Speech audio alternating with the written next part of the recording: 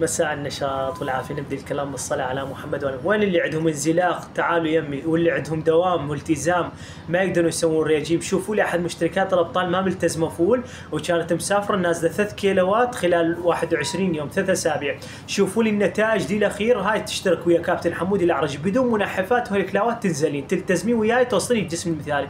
تابعوا وشوفوا الكلام شنو تقول لي الأخير. بالكم مو مهم الميزان، أهم شيء شكل الجسم اللي نشوفه يقول نازلة 10 كيلوات. شوفوا الفرق مالتها بالتصوير.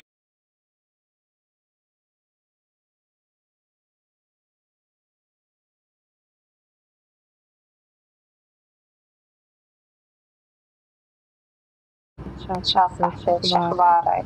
كابتن فضل الله وفضلك الله شاهد علي هذه النتيجة مالتي. ها يعني أنا من دخلت وياك تقريبا 86 وكسور وزني، وهسه ما شاء الله نازلة أنا 3 كيلوات وشوية.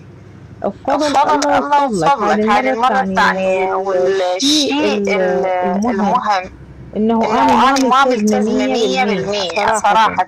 مرة أنا 3 أيام ما ألعب رياضة، وسافرت يوم ما لعبت رياضة. وتعرف إنه الأكل بالنسبة إذا مثلا بالسفر أو مثلا طالعة مثل زيارة، يعني عازمين تدري ما ألتزم 100% على شو اسمه البرنامج اللي أنت دزيته إليه. ولو ألتزم بالقرآن الشريف يمكن شهرين تقول أنا أطلع جسمي ملحوظ نحت الحمد لله. أنا أطلع جسمي ملحوظ نحت الحمد لله. الكرش راح، دهون الخواصر راحت، وكل من يشوفني يتعجب على جسمي. الله يعطيك العافية، ممنونة من عندك هواي والله. الحمد لله والشكر، شهادة نعتز بيها.